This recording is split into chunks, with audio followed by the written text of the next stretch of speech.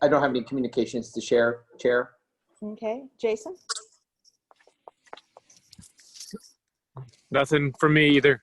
Okay, so we'll move on. Anybody in public comments? Let's see. We're supposed to have someone from the Heart Association. Are they here?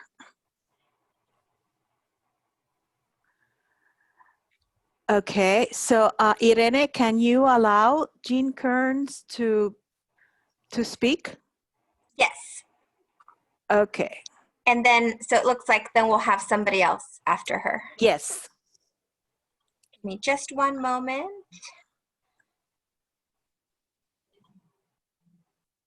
Jean, I believe you can speak now and we can hear you. Hi, thank you, Irene. Thank you for inviting us to public comment. I am the Executive Director for the American Heart Association in the North Bay. I know some of you from my time with Boys and Girls Clubs in Cloverdale. I'm very quickly going to turn it over to my colleague, Robert Ojeda, to be respectful of time. He's going to share with you today a little bit about some of our in-school programs, in particular, our Kids Heart Challenge. Hi, everyone. My name is Robert Ojeda from the American Heart Association. I'm the Vice President of School Programs for the North Bay, Idaho, Montana, and Sacramento. So I'm very grateful for the opportunity to talk to you guys about some of the programs that the American Heart Association is doing in schools. I believe that there's 3 schools in your district, and we had, it was Jefferson Elementary a while ago that did our Jumper for Heart program, which is now called Kids Heart Challenge, which focuses on the physical and emotional health of kids. So basically what I wanted to share with you is that we have tons of resources available to schools for free, and that focuses on jumping rope, shooting hoops, warrior obstacle courses, dancing, and much more. And it also focuses on the pieces of emotional well-being for the kids. We want kids to be not only fit and healthy, but also very well adjusted emotionally. So with that being said, we work with hundreds of schools in the North Bay, and we would love to work with the Cloverdale School District and set up a time that I can communicate with each one of the principals, PE teachers. We work with a variety of contexts within the schools, principals, PE teachers, superintendents, school nurses, etc. And so the programs are free. They do have a fundraising component that help the American Heart Association raise needed funds to fight America's #1 killer, people, which is heart disease. So if you guys have any questions or comments, I would love to maybe set up a time that I can discuss with you one-on-one and share some of the amazing resources that are available to schools for free. Okay, Superintendent Decker?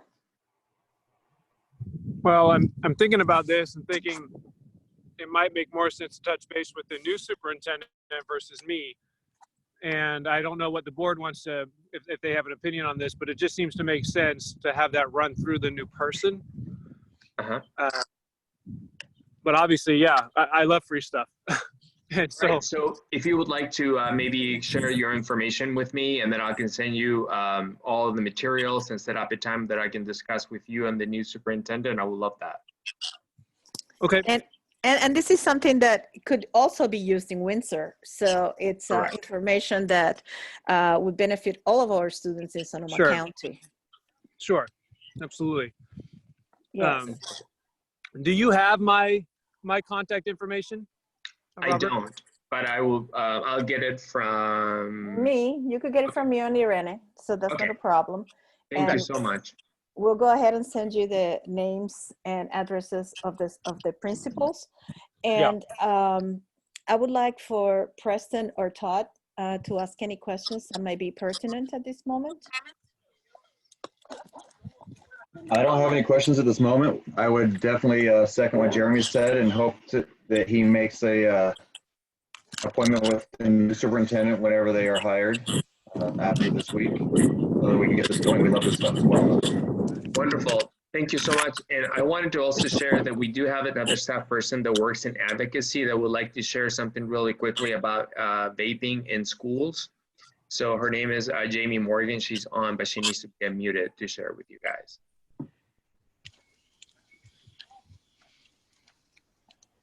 Okay. Thank you so much. Should be able to speak now. Great. Good evening. Yes. Can you hear Hello, me? Jamie. Welcome. Oh, thank you. Thank you so much for giving us time to speak tonight. My name is Jamie Morgan. I'm in government relations with the American Heart Association. I'm based in California and cover our efforts at the state capitol here, and then also our efforts in Alaska. But I just wanted to take a minute to share with you a bill that we are co-sponsoring this year. It's SB 793, and the bill will prohibit the sale of all flavored tobacco products, including menthol cigarettes, in the state of California. And as I'm sure you all are very well familiar with, the vaping epidemic we are seeing amongst our youth. And we know that flavors are #1 reason that they first try vaping and then also stay hooked. So we are looking to prohibit the sale of flavors and then also menthol cigarettes, because we know that mint and menthol flavors are very attractive to kids, as well as menthol cigarettes are very, very addictive as well. And communities of color have been targeted to use menthol cigarettes, and as well as youth. And we know that if the fear is that if flavors are banned, but menthol cigarettes are still allowed, that there will be a transition from youth smoking, vaping to using menthol cigarettes because of the soothing effect it has on your throat when you smoke. So it's easier to smoke and is more addictive. So I will stop there in the interest of time and answer any questions. We would love your support if that's a possibility, but just really wanted to make you aware of one of the things we're working on in Sacramento. Yeah, our biggest problem as a district is vaping of cannabis-based products. Kids don't smoke tobacco anymore. That's for us old folks. Yeah. Most, you do look at the studies, and a very, very high percentage of youth that vape are using cannabis-based products. So that's something we've found locally, that if that's not addressed, you're addressing a minor component of our community. Most of our kids are going for the cannabis products. Mm-hmm. Okay, thank you for that feedback. Any questions or comments to Jamie? Chair Cruz, this is City Manager Kelly. If through the chair, if I may, just follow Yes, up. go ahead. Ms. Morgan, again, thank you for your presentation. In terms of the legislation, you said it was SB 793, is that correct? Yes. And if you'd like to reach out to me and you need a letter of support from our council, I would be happy to bring that forward for our council's consideration. We do have on the in our Cloverdale Municipal Code a provision that it prohibits the sale of flavored vape products.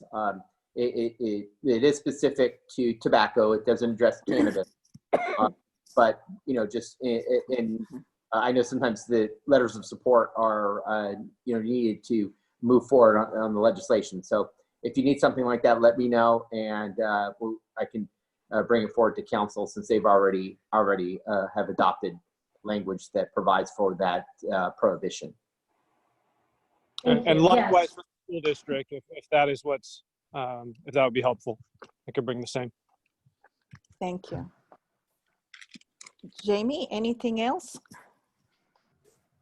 No, that's it. Thank you so much for giving me the time to present, and I will definitely follow up with you, David and Jeremy. Thank you for your support.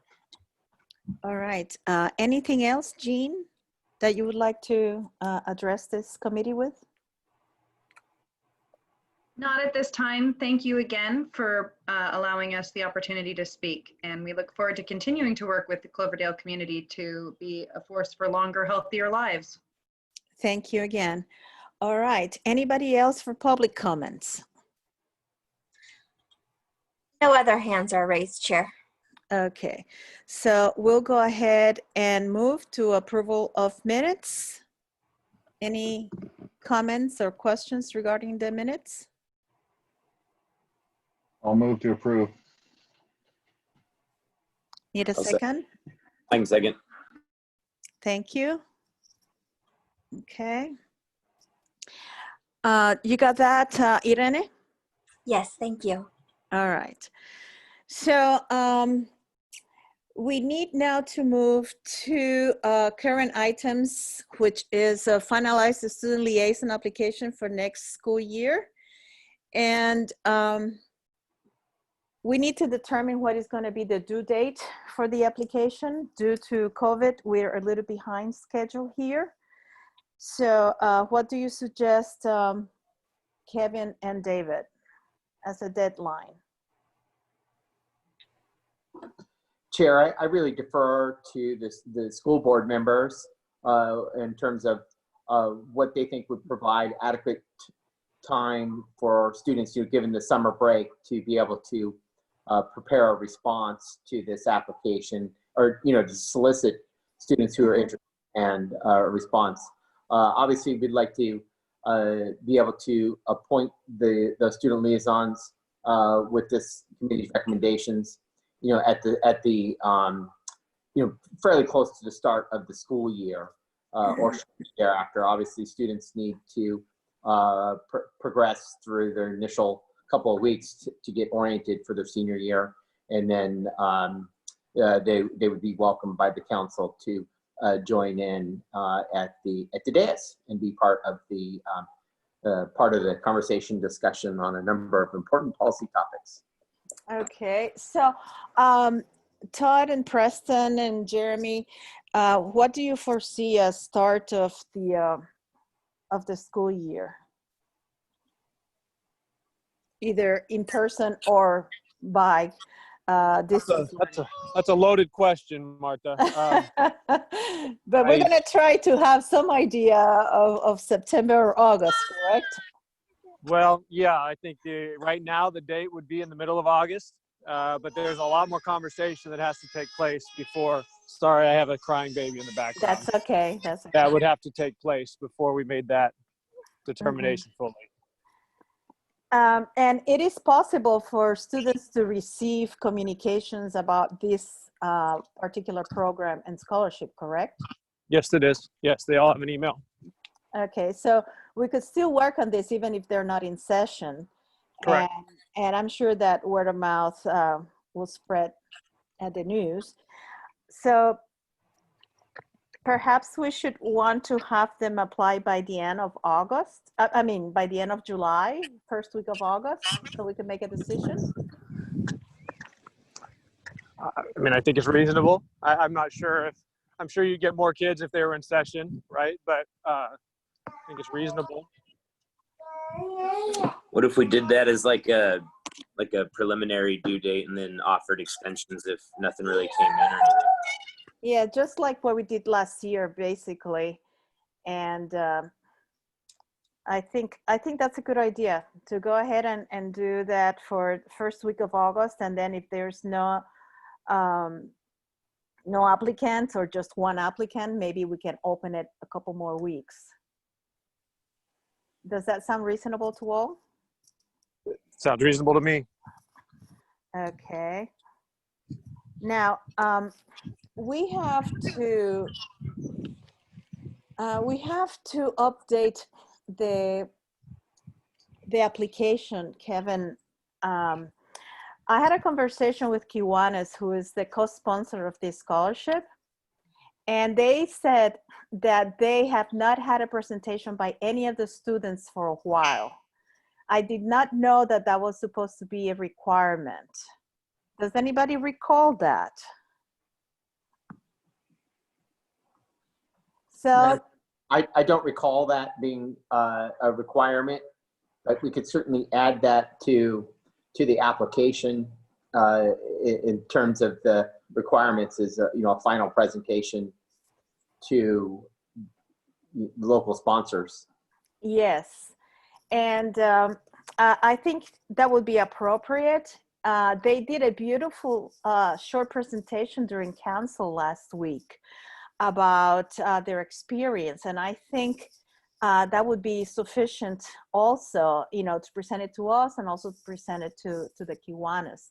And at the Kiwanis, they will be able to entertain some questions from the members, since they are a major sponsor here. Actually, I want to let you know that I did request for an increase on their amount of donation for the scholarship to see if we could give the kids more than $500, given that they are also being asked to meet with each council member and to attend at least 2 subcommittee meetings.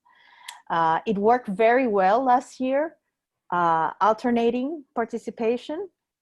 They worked very well with each other, and I was really very, very glad about this. Comments on this? Anybody in the committee? I see that we have 2 babies in the meeting. Huh, Jason? Yes, she's having a bit of a conniption fit here. She's curious. Okay, so anything else about the application? I just want to say I support any idea for thinking of ways to increase the sponsorship of them, because I agree the participation of this year's student liaisons really set a bar. They were really involved in everything, and if we're going to try and expect that level of commitment throughout, we should do our best to compensate them as well, and what better than through sponsorship programs. So I'd even be interested in looking at the opportunity to afford more money to the program as our city budget evolves over the year, as we're doing with looking at the budget with each police, finance, and admin subcommittee. If we let them know that a priority of ours is to try and ensure maybe another $1,000, $500 per liaison, that is a priority of this subcommittee, is something that we want to try and do. Maybe they can work it into a priority to find money in our budget to create that opportunity as well, is a thought of mine. Yeah, I think that's a good idea. Let's see if we could get some matching funds. And that's precisely why I applied to Kiwanis as chair and also as member of Kiwanis. I mean, I was so satisfied with the work of these students this year that I feel that they really deserve the recognition. So yeah, you guys have any ideas of how to get more money or to appeal to a particular organization that you're a member of? That would be wonderful. Did you get to read or to listen to the short essay that the students provided last week? Todd, Preston, and Jeremy? What short essay? They read a short essay at council. I don't know if you were watching or if not, I will go ahead and send it to you guys because I think it's worth short reading. That'd be great. Okay. Thank and you. I missed didn't it as see it well. either. Thank you. Yeah, and so it also gives some feedback for the new applicants and so on.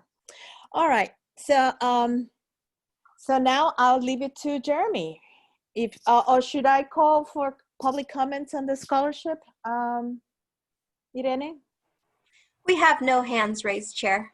Okay, so we'll move on to part B, and that will be Jeremy, right? Yes, I can tell you cursory what's happening, but it's just a shell. We're all still making sense of this, so I want to make sure that's clear. Oh yes, we know that this is a very fluid situation. Okay, so right now where we're at is we've been planning for stage 3.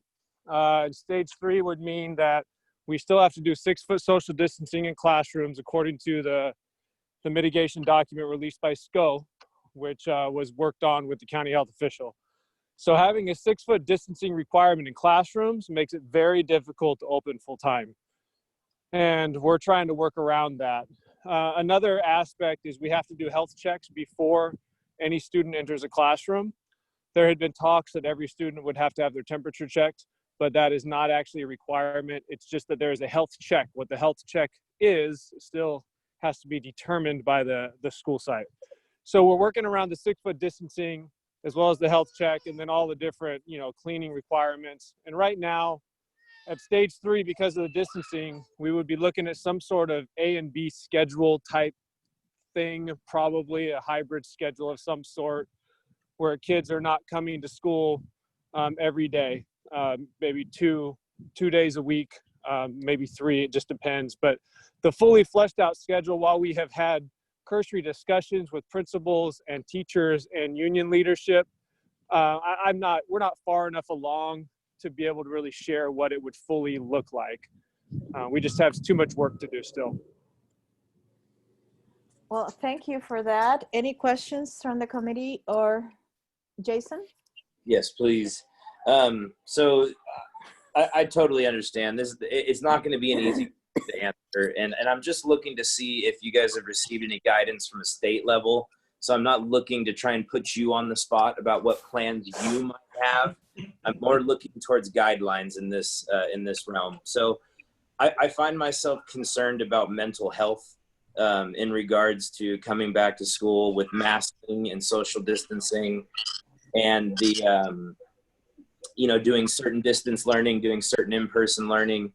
And while all these aspects have been deemed necessary in order to promote public health and ensure the decreased spread of COVID-19, are you guys receiving any resources or guidelines for increased counseling in case grades start to slip under something that's really not been truly tested? We're kind of feeling it out as we go and stuff like that. What kind of guidelines are you receiving about mental health, counseling, and just kind of what we can do to support the kids in that area?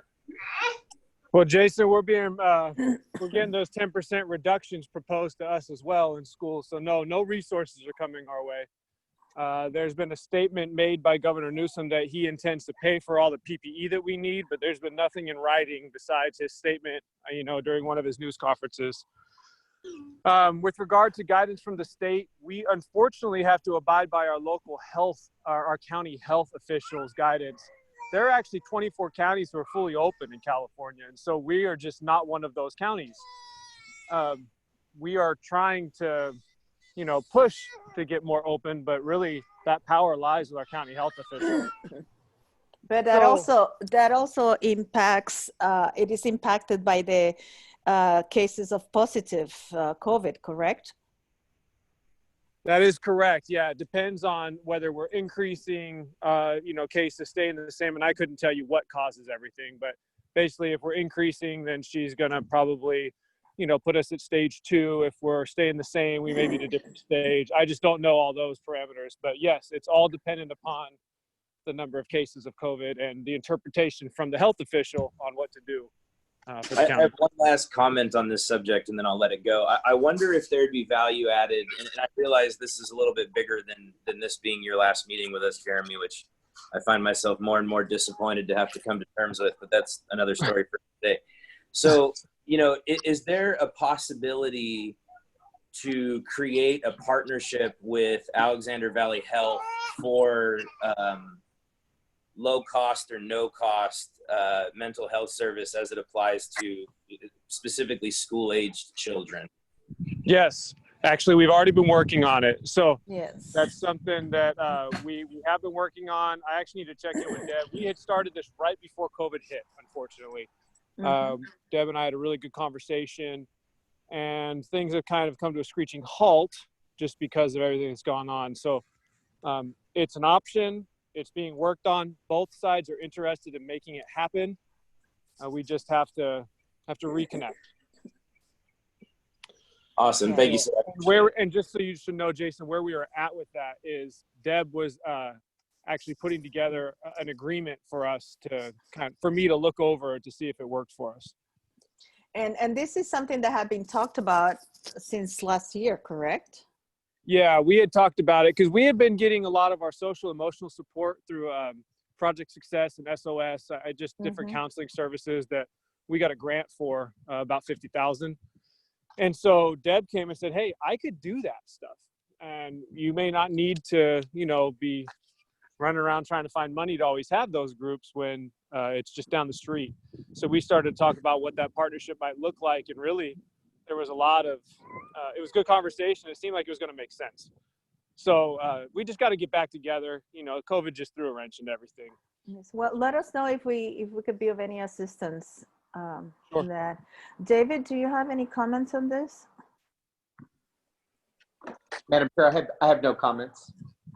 Okay, anybody else? Should we open to anyone to comment? No And can I hands? just say that? Can I just say this one thing to Jason, because I think that it's really relevant. So I'm one of the 5 superintendents who represent superintendents with the county health official, and in our meetings where we really tried to negotiate the terms of, you know, how to open schools, I will tell you, I pushed for 24 students and working as a cohort because I wanted to get kids back full time, and then so 24 K6 and then or 24 K3, and then 28 or 32 for the upper levels, because then we could have brought kids back 5 days a week, and it really didn't go anywhere. So as superintendents, I want you to know that we did advocate for that, but we're kind of shot down. Well, I know that there are very many initiatives that are kind of on standby at this moment regarding education. So it's very frustrating, and as you know, the business community is also in the same predicament. Yep. Okay. So what Madam, about, yes? if I can, just a question for superintendent relative to schools. You know, I know as we still continue to move through COVID-19 emergency, and the community was really favorable for the lunch program. I just wonder if the school district will continue that through the summer and possibly into next year, or do you know at this point? And I'm not trying to put you on the spot if you don't know. I do know that. No, that's okay. I do know. So that's a good question. So what we're doing is we continued. We weren't required to, but we continued from the end of school. We're going to go through the end of summer school. After the end of summer school, though, we did not intend to continue through August until we pick it up back at the beginning of the school year. So there will be a break in service. We could have stopped and then picked it back up when summer school started, but we chose, just for continuity's purpose, just to keep going the extra couple of weeks because we are hopefully getting reimbursed by the state. And so anyway, that's the answer, David, as I know it right now. That could change, of course. But, Jeremy, may I ask what is going to be that lapse time when it's going to stop, to see if perhaps we can work on alternatives? I'll have to get the last day of summer school for you. I don't know it offhand, but it's somewhere early July. So early July. It would be like July 10th, July 15th, somewhere around there. So I'll have to get the exact date for you. Okay, no, that's a good idea of time. And could you remind us what is the number of lunches being served at this moment? Because I know that it had been increasing. And do you have any of those numbers? Well, it depends. Are you talking pizza day? Are you talking ramen day? Okay, so there is a fluctuation according to menu, huh? Yes, we're somewhere around 280, between 280 and 320 on any given day. Okay. And do you continue to have the same people working on distribution of the lunches? Yes and no. Our food service manager, Elise, is there pretty much every day, but we have different people that support and assist her. Okay. Is there a need to request assistance for this distribution? No, and no. In fact, we couldn't. It's according to health and so on. It's union work, Okay. and so we wouldn't be able to contract out union services. And we have enough people who are interested in working those hours. Okay. Yeah, yes, but thank you. Yeah, that's a concern, because it gets to be hard, especially now that the hot weather is coming around. Yeah, true. Okay, any other questions regarding this particular issue? Yes? I was just saying, good luck for opening schools, man. It seems daunting. Yeah, and I don't know if perhaps this is the following topics should be topics that we should discuss with the new superintendent, because you're taking Well, off. I can give you the technology part. Okay, go ahead. So at the beginning of all of this, back in mid-March, we had 55 students who did not have internet access. And they got 35 of them connected through Comcast. Comcast offered something called Internet Essential Free Service. And that carried them through the end of the school year. They no longer have that access because that free service has run out. So one of my issues with the Zoom meetings is that it's an access and equity issue. The majority of our students' families who no longer have that free service, they can't log into a school board meeting. They can't log into this meeting because that's gone. So, and I don't know whether Comcast will offer that again. We got it down to, they took out mobile hotspots, T-Mobile hotspots, to students in rural areas, mostly areas that Comcast doesn't reach to. I happen to live in one of those areas. Comcast has the contract, so nobody else can provide service here, but they also don't have the wires here to provide service. So we got a lot of those kids on with T-Mobile hotspots. And we were down to only 3 students that had no internet access. And those 3 students, we also got no replies to phone calls or emails. So we don't know the status of those students at all. So out of 1,400 and some students, we got all but 3 connected on the internet. I have a question. You said that you were able to get 35 students with Comcast. What happened to the other 20? T-Mobile hotspots. T-Mobile, Actually, okay. we didn't get all 20. We got 3 students never got connected. Okay. So out of the 55, there's 3 that never were connected. And we have no replies from parents. So we don't know exactly what the issue is there. And the other ones that didn't have Comcast, the district provided T-Mobile hotspots. Some of those were funded by Kiwanis. Mm-hmm. And, but we know this is potentially an issue for this coming year, because we don't know if Comcast is going to offer that service. And that service doesn't extend to these areas that Comcast has. Essentially, they have a monopoly on. They divide up territory, but they don't have wires out there. Let me ask you, Preston, does the school board have a person who is in communications with T-Mobile and Comcast? I mean, we have a technology person who deals with the T-Mobile hotspots. Jeremy, do you know if they've contacted Comcast at all? No, we haven't reached out to them since, no, we have not. So going into next year, I think there's a lot of time to kind of figure out exactly what next year looks like before reaching out and probably figuring this out. But no, we have not since the initial meeting. Well, perhaps that's an essential link that we need to explore possibilities for our students. And as connectivity went wireless back 20 years ago, the federal government deemed communication an essential service.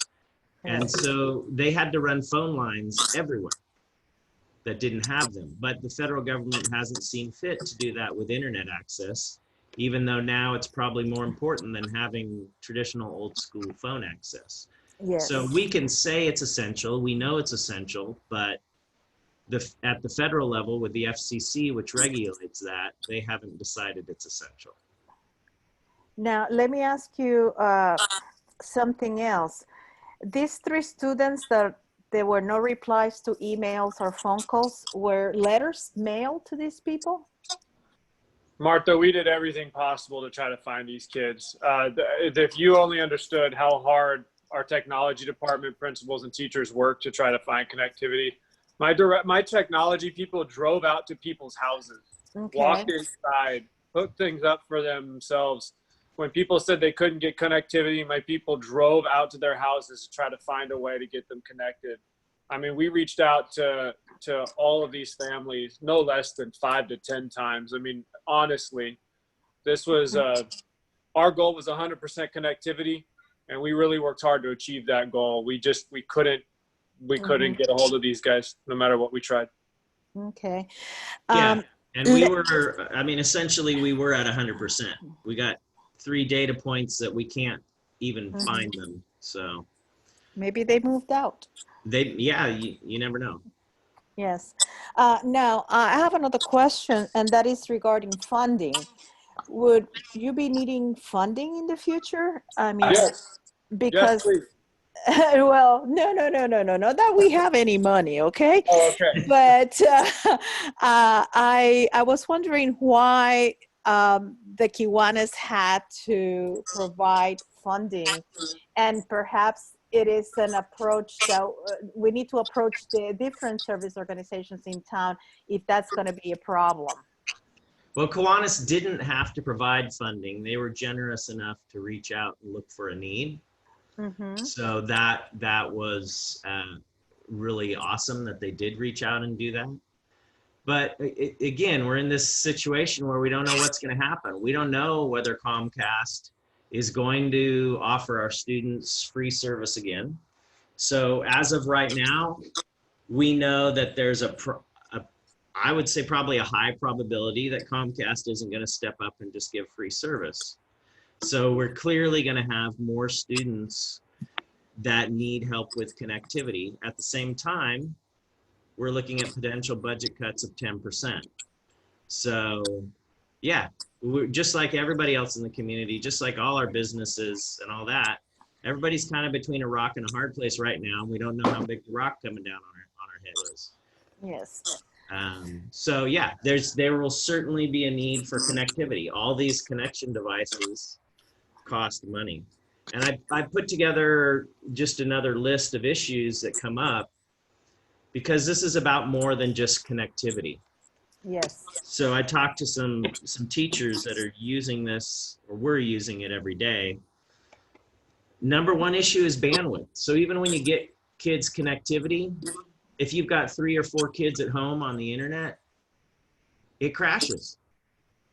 My own kids who are there all day long trying to do their work, they're experiencing that.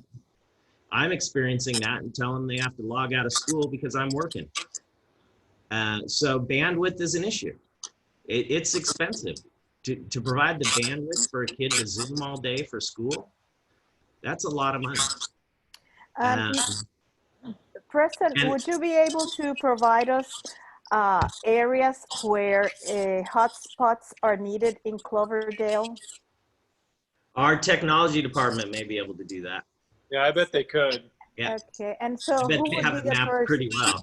Yes, so that would be essential information because it's not only in terms of the school access, but also for resilience training and possibilities of emergencies.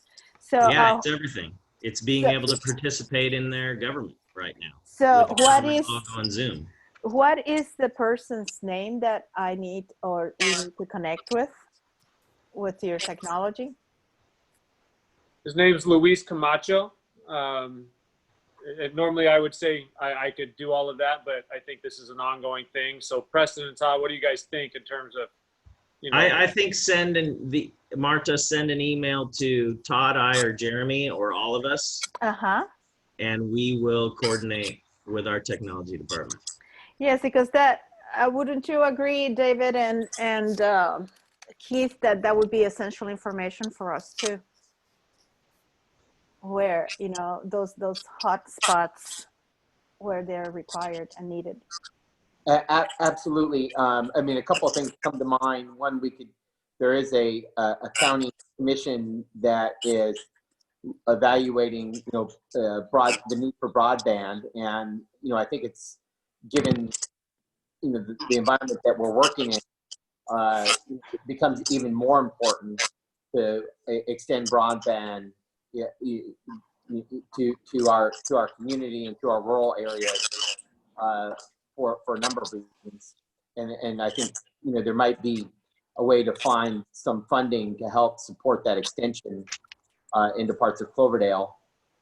In addition, I was thinking, Chair Cruz, that we may be able to partner with the library to what extent that some of the hotspots that they make available Yes, through the program be made available for students.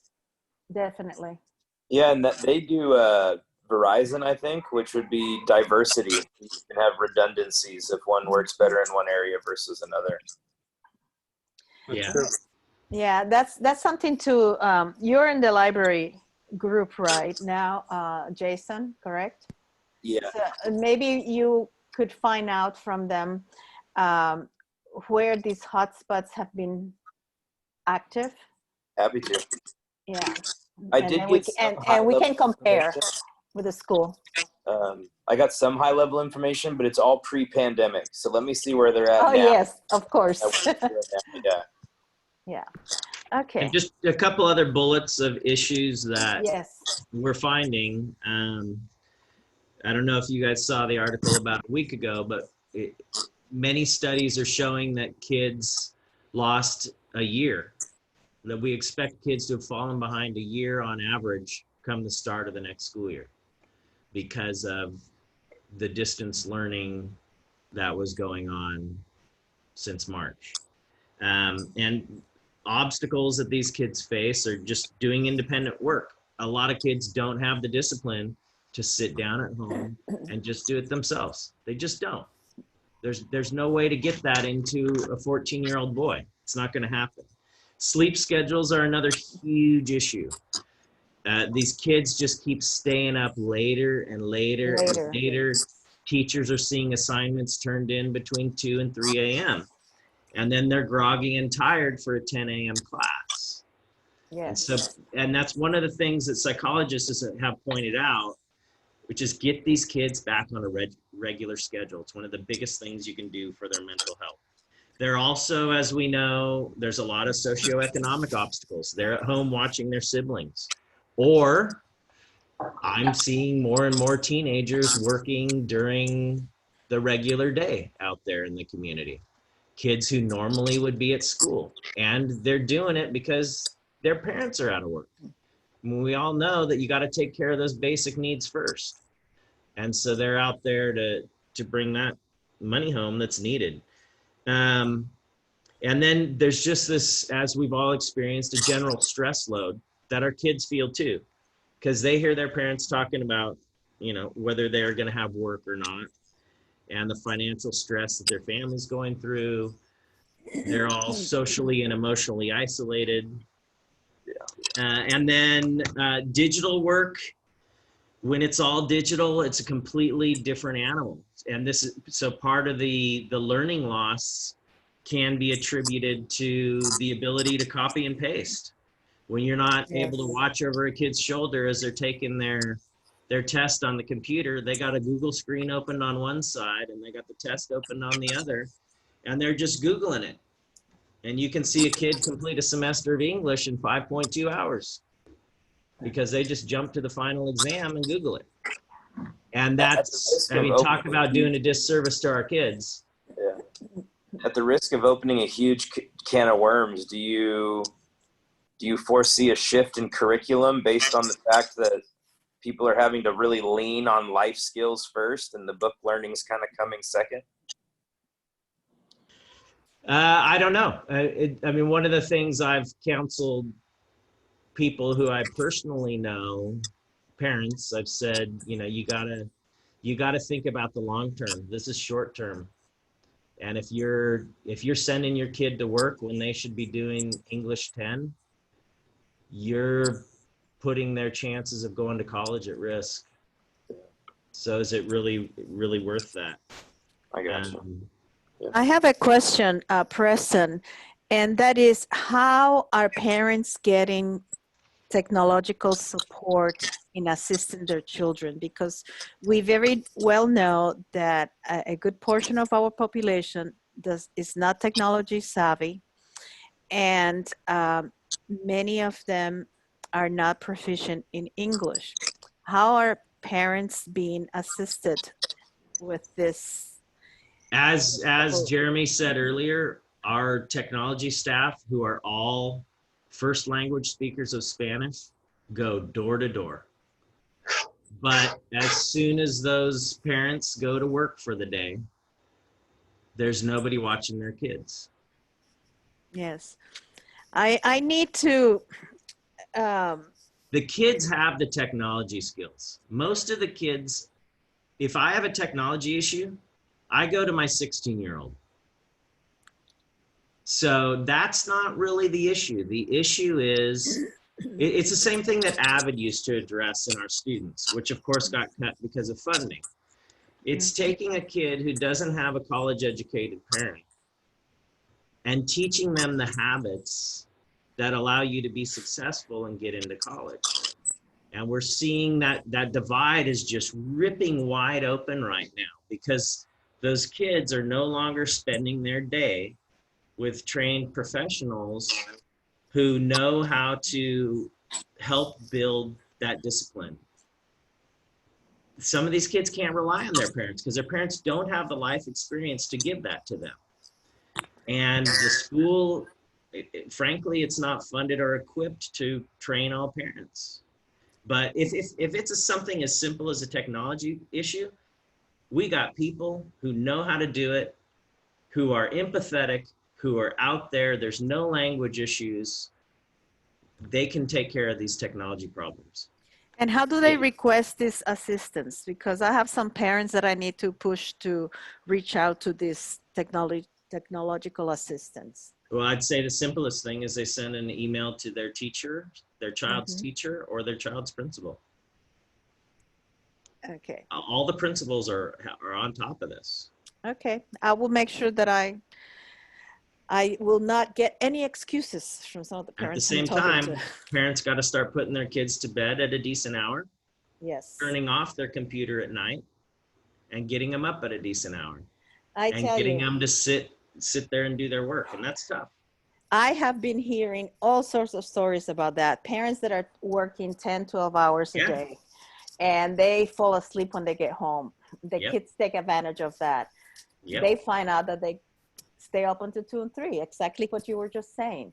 So it's going to take a little bit more commitment and disciplining. It's an ongoing situation. Let's just hope that this passes sometime soon. Okay, anything else regarding technology or access? So we know that there's no excuse for that, and we'll be contacting to get some more information on the hotspots in town. Now, in terms of sensitivity and implicit bias training, this is something that perhaps needs to be discussed with the upcoming superintendent. Does the board have any comments or feedback on this? I know that our teachers have a lot of training. Our teachers are CLAD or B-CLAD. Teachers are pretty much inundated with this training. They're probably one of your most trained groups as far as a job description. And it's always going to be a matter of funding. When are you going to do it?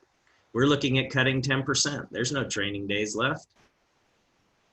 So it's always finding a time and the money to pay to have the teachers go to a training. And now that everything is being done online, is there a possibility of more frequency of this? Because there are going to be very many questions, and the times that we're living are very difficult and challenging when it comes to racial relations, and the comments of people that are supposed to be trained and sensitive and not necessarily being aware of some of the implicit biases that they hold. So just because you have flat training doesn't mean that that is the way that it's being performed. So I'm very concerned about this because of our population and because of the state of the country at this moment. So I would say, Martha, this is not, we have a professional development committee that establishes what we're going to be focused on for teacher training for the upcoming year. This was not on the list as one of the items to be focused on. Next year, the top of the list was social emotional health of students, and second was reading. So those are our top two focuses for teacher training for the upcoming year. not independent from sensitivity and race relations. I don't think anything's from it, but I'm just telling you, those were the two main areas of focus that the group worked on. Yes, it's just we cannot take for granted that people are engaging in the proper behavior and speech patterns and leading our kids the way that they should. It is ongoing, and it's very salient, and it's very present. And as a person of color and as an educator, I know that we all have these biases within us, and we need to be reminded occasionally and do our self-check to make sure that we can be most productive and most impacting to our students.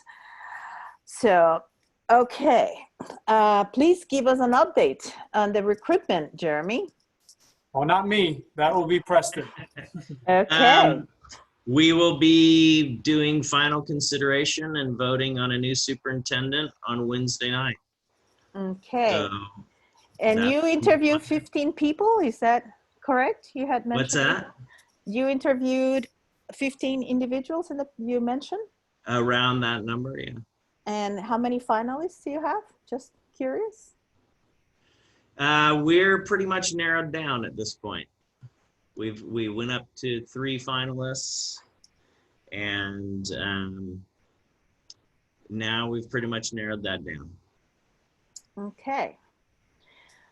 Anything we should look forward to in terms of the timelines of transition? Well, on the 17th is when we can officially vote on somebody. We can't do anything before our regular meeting. Okay. And then hopefully we will be able to onboard that new person as fast as possible. Okay. When do you start in the other district, Jeremy? My last day in Cloverdale is officially the June 24th. Windsor would start July 1st. Okay. So it's friendo y comiendo, as they say, frying and eating, as they say in Puerto Rico. All right. Any public comments? Any questions from the public? There are no comments at this time, Chair. All right.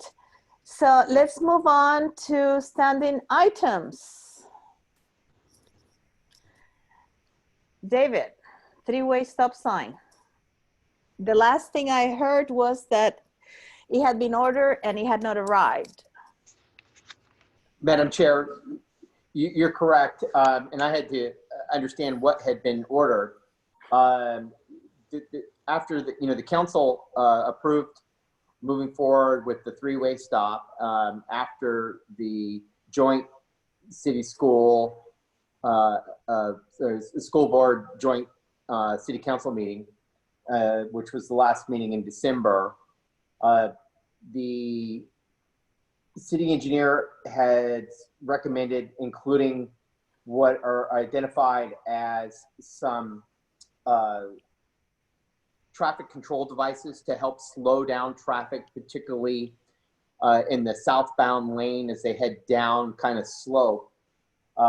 Those have been on order. We haven't received those yet, but the project is scheduled to occur prior to the start of school if it does indeed start in August. So that's the current plan. Within the next 60 days is what I've received as a commitment from our public works staff to get the three-way stop installed, along with what are referred to as the traffic control devices called rumble bars, and it's basically a thermoplastic application that has a vibratory effect to help encourage vehicles to slow down as they're approaching that will be a new three-way stop.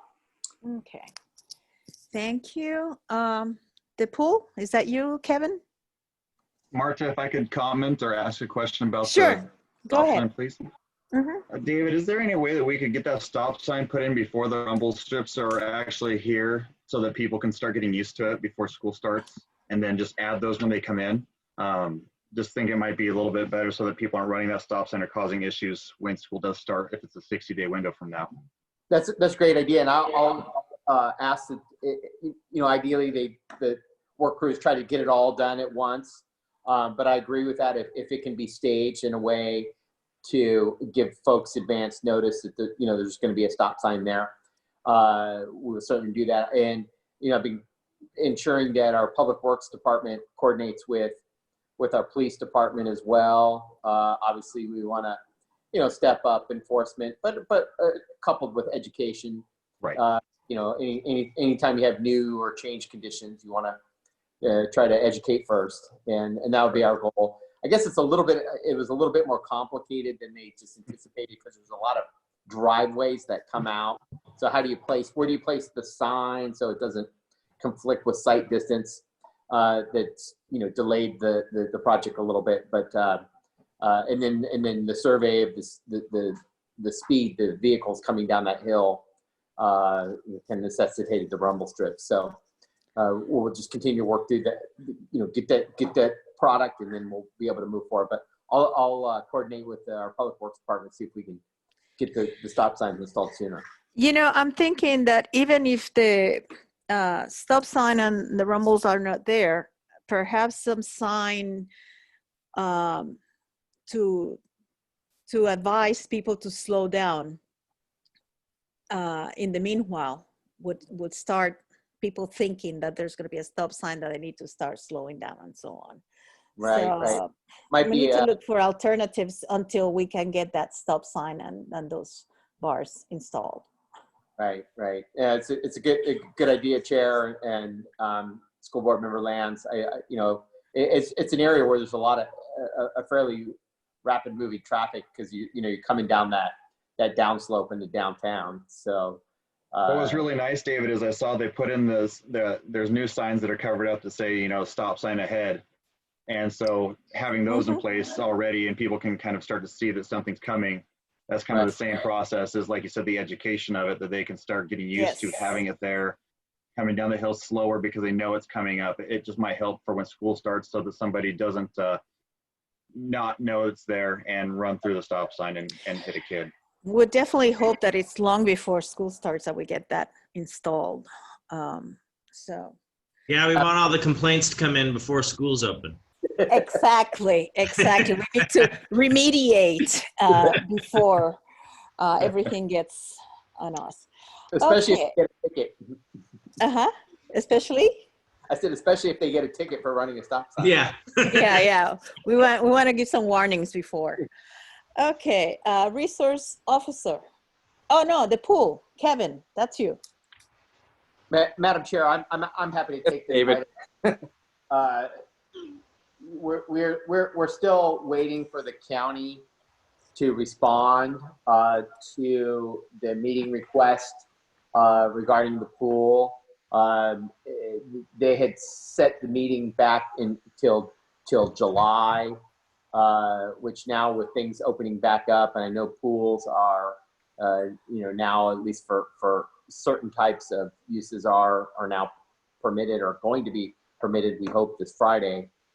There may be opportunities to utilize the pool if we can get it back open by the county. So it's just a matter of pursuing this again, because county manages the facility. So we would need their approval and support to get it open.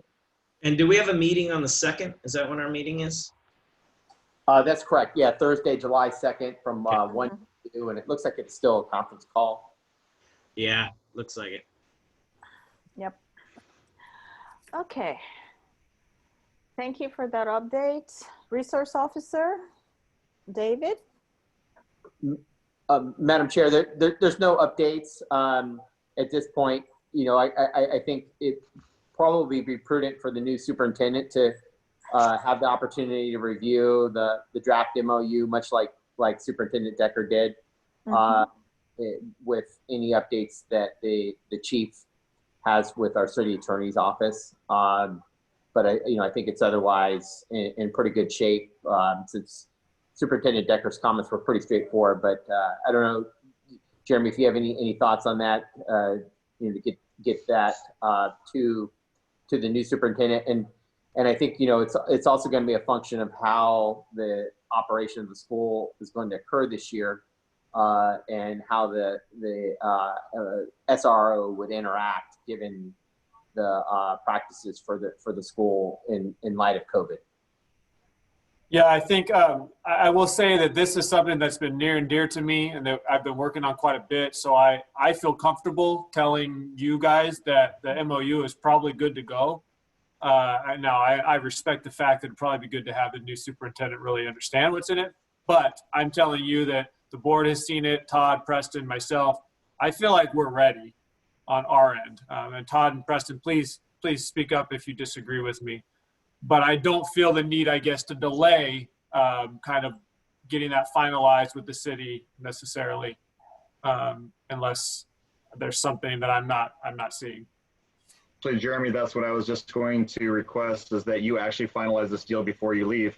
I feel it's prudent, and I think that we need to be on board, have everything set up before the school year starts, and we don't have the time to wait for the new superintendent.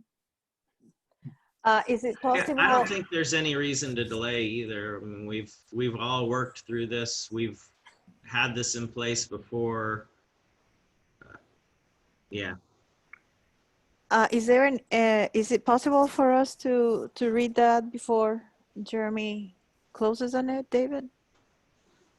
I think we had it in one of our previous meetings, right? Madam Chair, the Well, we MOU haven't seen it. We haven't seen it after Jeremy gave its final touches. it will need to come back to council for the council to memorialize the final agreement. Mm-hmm. So we can we'll get to see it anyway. Yeah. So would it be agendized before Jeremy leaves? I mean, I don't know if it has to be agendized before I leave necessarily, just that we're on the school side. It seems like we're done. We've given our input and now we just need to take action. It seems like, I think.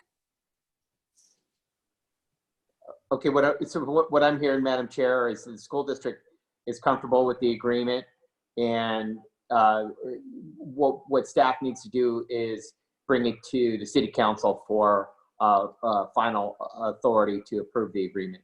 Okay, Jason? Get myself off mute.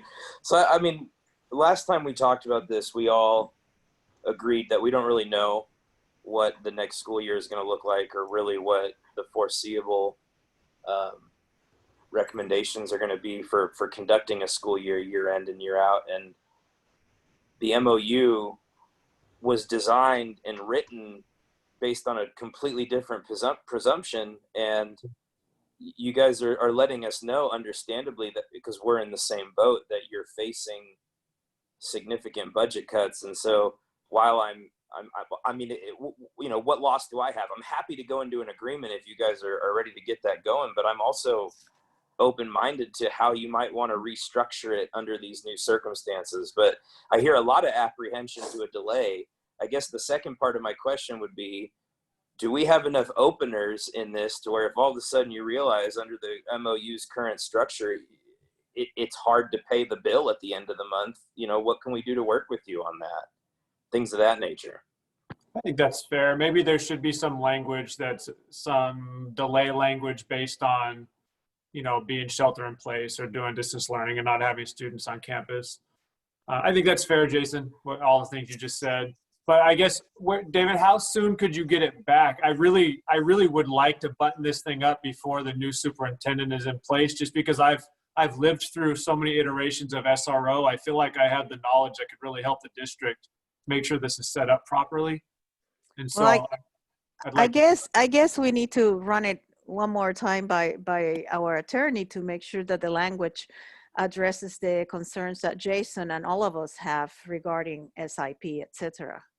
and I appreciate that, Jason, just even thinking through that for the district. So Yeah, because I mean, you know, my concern is we're here to be partners and really create this foundational aspect of partnership. And I don't want to spend money you guys don't have without you having openers to really just cut it off when you need to for the vitality of your budget that given year with all the unexpected things that we've been facing. So we don't have to run off in that tangent, but that's just where my head's at.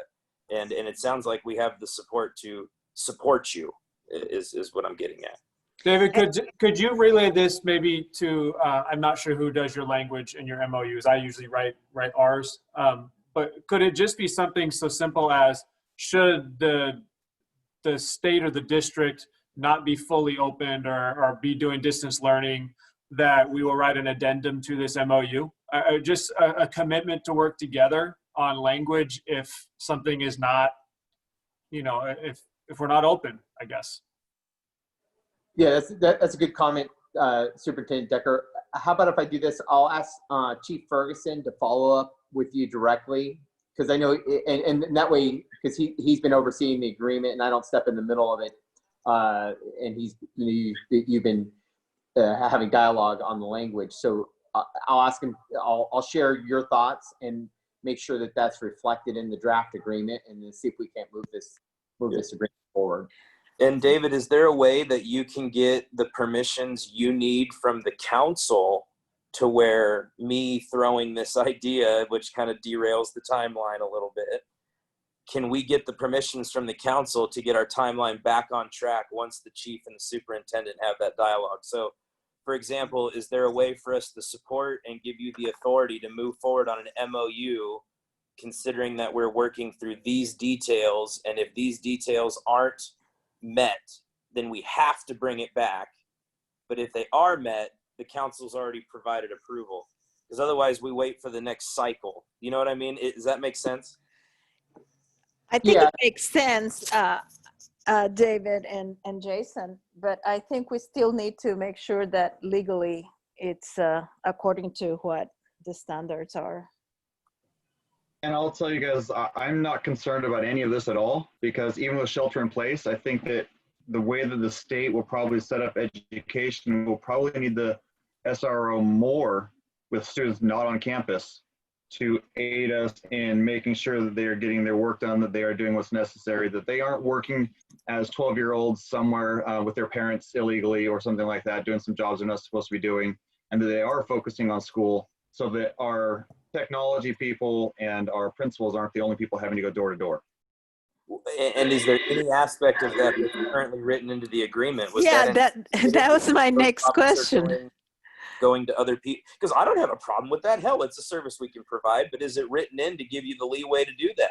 It is, Jason. So the officer is essentially, they're your employee. However, they're your employee at our directives, our direction. Cool. So it's kind of how it functions. Now, you guys can always overrule. Something's going down. You could pull that SRO to whatever's needed. But yes, we are kind of saying, hey, we need you to do X or Y or Z.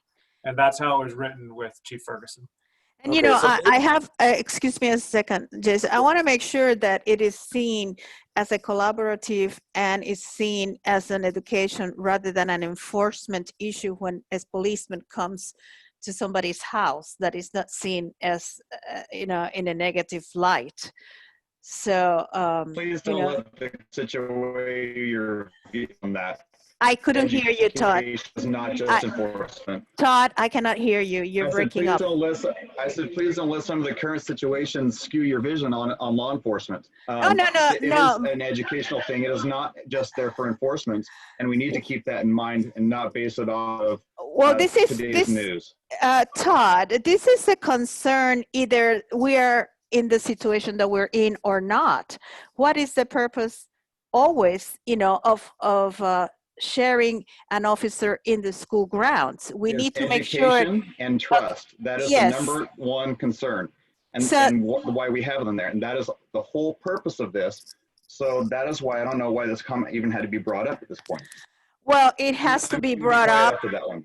It has to be brought up because it is a concern, and it doesn't have anything to do with the current status of the nation and Black Lives Matter, because we have not always had positive perception of law enforcement.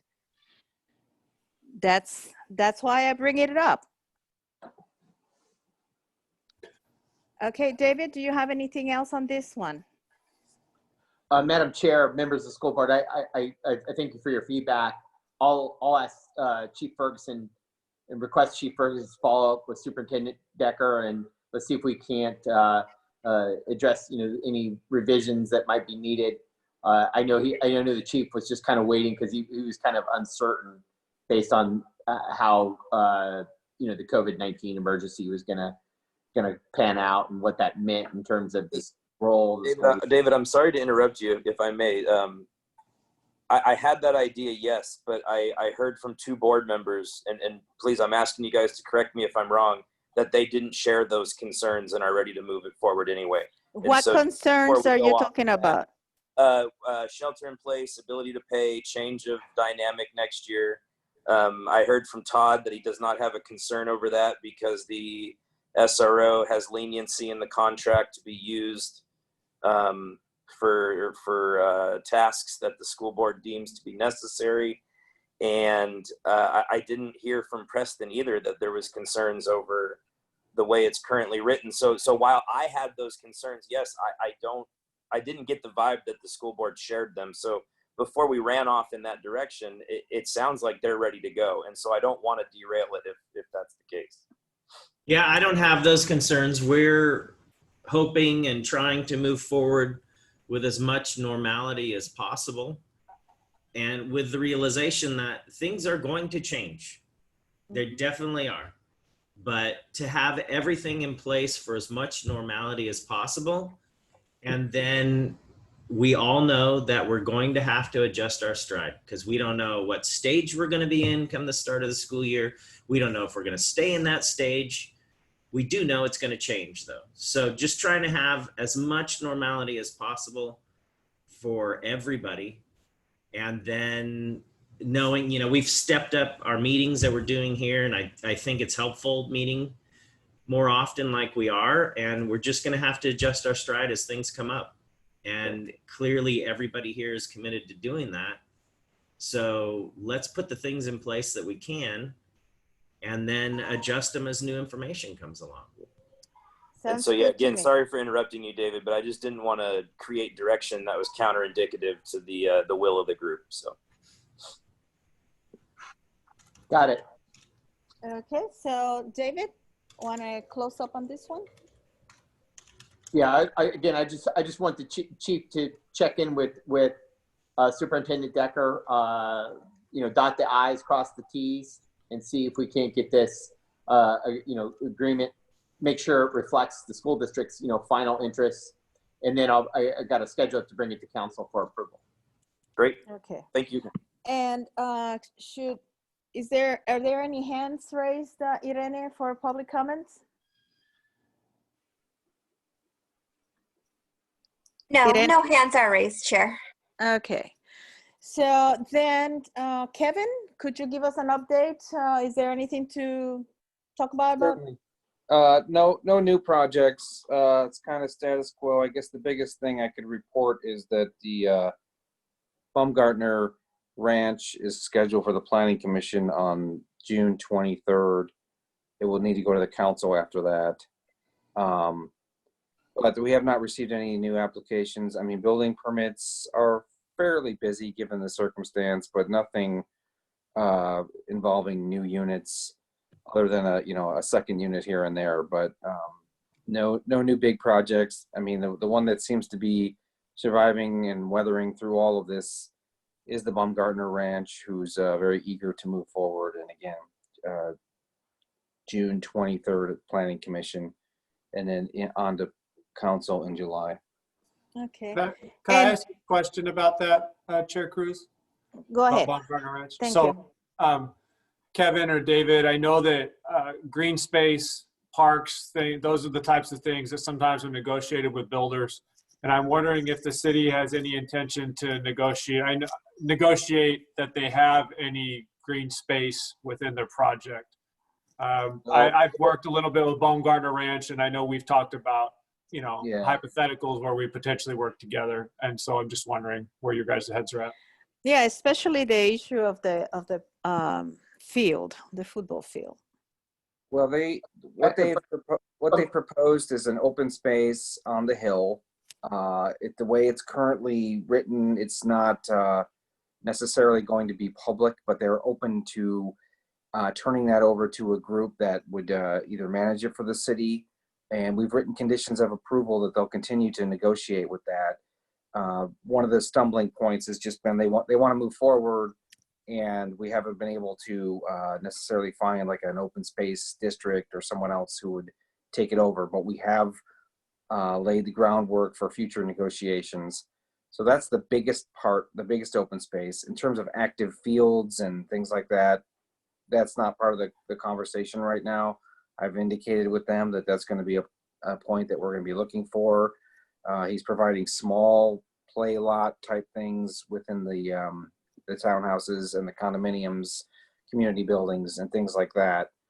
But and certainly paying our park fee. So I've talked to him many times and said this is going to be one of your hurdles, and so we'll see what they come up with. There is a possibility of having sort of a passive open space on the bridge there that will remain open. Their issue with that is they don't want to maintain it, and they basically don't want to be responsible for it or maintain it, but they would turn it over to a third party or the city for trails.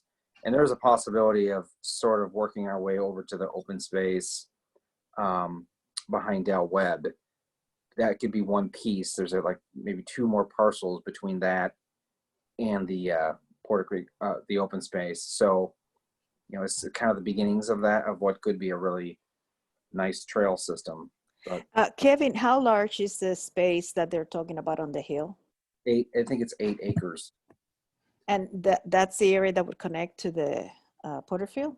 Well, it wouldn't connect yet, but you can kind of see how it could in the future as it develops. I think there's about 2 parcels between this and Porterfield. There may be 3, but it's just, this is how these trails get going. You do one at a time and sort of plan for the future.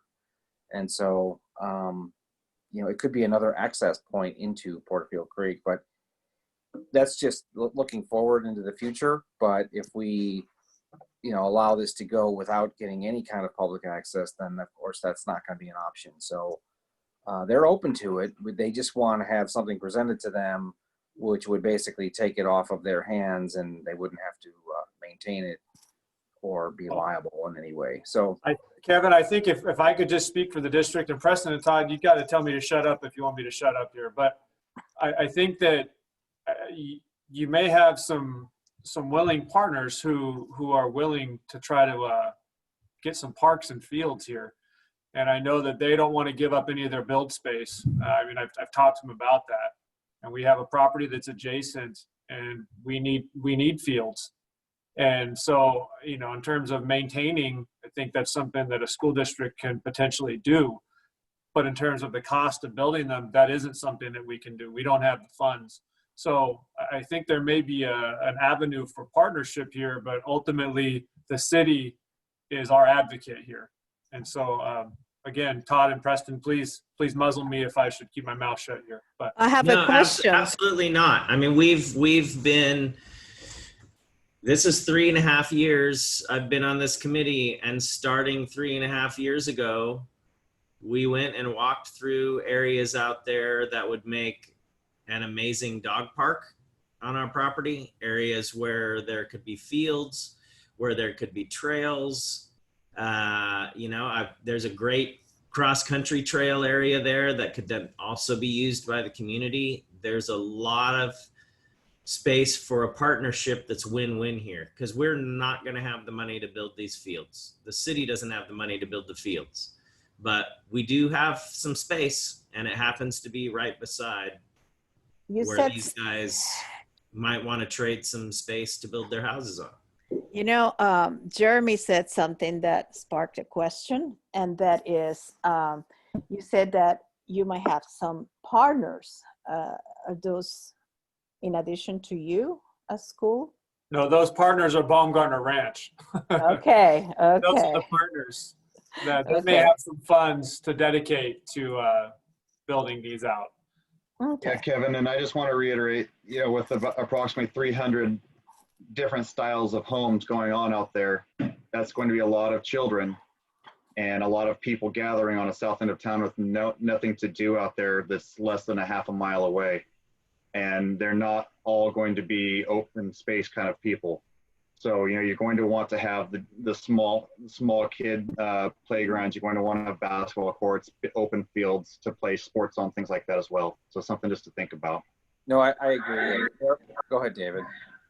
Sorry. Yeah, if I can just add, you know, obviously where we are as a city is, you know, we're reviewing the development and along the way, you know, negotiating to ensure that we get all the appropriate improvements in infrastructure. And, you know, even that is always a challenge when, you know, developers want to, you know, pinch pennies and, you know, do as very little as they can. I think it would send a very important signal if the school board was willing to, you know, send a letter to the city saying that they were willing to, you know, provide land in support of a developer improved recreation fields that could be, you know, jointly managed and utilized by the city. I think that would go a long way and would also send a message to our council that the school board's supportive of the city requiring the developer to build some of the facilities that will be so vital to serving the recreational needs of this area and the community, so that we could have those conversations. Because I think it's easy for us to require it, but we don't want to necessarily put a burden on the school district without your support, right? So Sure. if you were to say we would be supportive of the developer providing those recreational facilities, here's kind of an area that would you know, we'd be open to a conversation, discussion. We can then impose or require them to build certain amenities, and then they become, you know, ultimately they still they'd be owned by the school district, but they could be, you know, through joint use, be used by the city. So if there's a way to memorialize that, I think would be very helpful. Because frankly, I know the developers have been in discussions with the school board members on, you know, proposing a development, but they've literally never shown us any kind of the exhibits that they've developed, you know, in working, you know, with you. They've been very mum on that, and Yeah. My sense is that they would be, you know, whether this is accurate or not, I don't know, but they may be using that as a tool to get your support, and, you know, if it gets approved without it, then all the better for them. You got it, David. Let's be real. That's what it is. When they thought they needed us to convince the council, we were engaged a lot. I think that there's support from the council, and they realize that. So now I'm kind of advocating for the district to ask you to be our, I don't know, our weight here, to make sure that we can hold them to what I know they're willing to do, and make sure we do something good for the south side of town. Right. Because, you know, when they were entertaining this, they met with each of us. Mm-hmm. Did you get a chance to talk with them, Jason? Mhm. And one of the things that they highlighted was precisely, you know, the fields. Oh God, yeah. I mean, even so when I was on the planning commission, it's always all promises until the design hits the. You know. So now it's time for us to request a follow-up meeting on what is their thought about it. And one step further, we actually told them that we would not support their project, and we would push against it if they did not have these things, these amenities for the kids. Yeah, I Because think what- everybody here from the school is fully supportive of you, David, and we can come up with something that we can bring before the board to give you the backup you need. that would be great. And David, even if there's even any way to bullet point exactly what you need, and we can create I can create a resolution to take before the board. I would really like those items of interest. That would help me a lot if you're able to do that. Yeah, I mean, I think, you know, what we'd be interested in is actually active recreation facilities that, you know, would support the recreational needs of our community. Certainly, I think we need soccer fields, baseball fields, trails. They Dog did park. entertain the dog park. We got a spot in the back. We've already got it all mapped out. And they did Dog park, consider it. easy one, but yeah, if you want to add that in there or identify a possible location, you know, on an exhibit and say that you're willing to, I don't say dedicate, but or otherwise commit the area for those recreational amenities. Then when they come forward, we can, and it comes before the commission and the council, you know, make a recommendation that they actually build and construct those.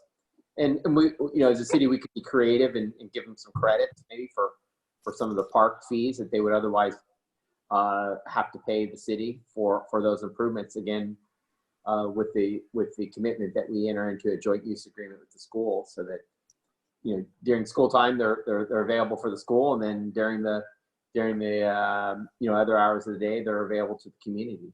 Love it. Jason? Yeah, they haven't brought an official design review. I realize that has to get approved by the planning commission, Kevin, but is there anything that you've kind of seen where they're going to try and have us make an exception to our general plan or anything like that where we might have leverage? Well, I think we have some leverage because they're asking for a general plan amendment. Where we're going to fall short is the fact that they're providing so many affordable housing units that the way there's been so many recent changes in state law that it's you know, it makes it a little harder for jurisdictions to make findings of denial. They're going to argue that we're going to be paying tons of money into your park fee, and that's our park contribution, coupled with we're willing to negotiate the 8 acres of open space on the hill, and we're providing tot lots and things like you know, community rooms in the multifamily section. So we'll see. I mean, we all kind of saw that great rendering that came through a year ago, showing all kinds of great things that was never officially submitted as part of their application. I think they're going to take the hard line. I've been talking to him about this for a year, saying, you know, what your thing is, that there's not enough amenities for the folks who are going to be living there, and he will argue that housing, you know, supersedes that, and that they're going to be contributing to the park fund like any other developer would. You know, we'll see how it shakes out. And Kevin, the school district, I know we're hoping to be partners on this. That's why I'm trying to bring it up to you guys. But ultimately, if it shakes out that they want to play hardball, then I think the school district will have to play hardball too and say, you can build all those houses, but those kids have to have a place to go to school, and we won't have a place for them. And so I think it's not good for any of us. I think it's better to find a way to move forward together. And that's really why I'm trying to bring it up, just so that. Yeah, and some of that was my own editorial, just from. I understand, Kevin. I get it. I've talked to him a lot too. He's pretty slick. No, he is, and you know, if like David said, if they said just for raw numbers, just say they owe us $200,000 in park fees. Well, I don't know what that number is right now. We can apply that towards you building something. Yeah, that makes. They were ready to commit $1.4 million to us. I'll just say that 2 years ago when they thought they needed us. So just keep that in mind. Well, that's a good number to keep in mind.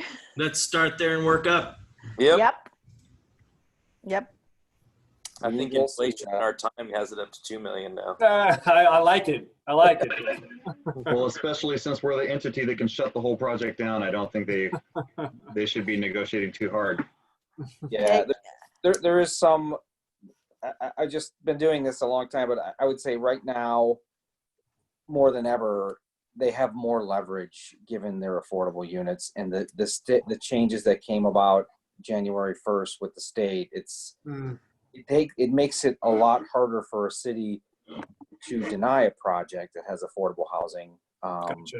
You have to make certain findings, and it's really, the tide is turning.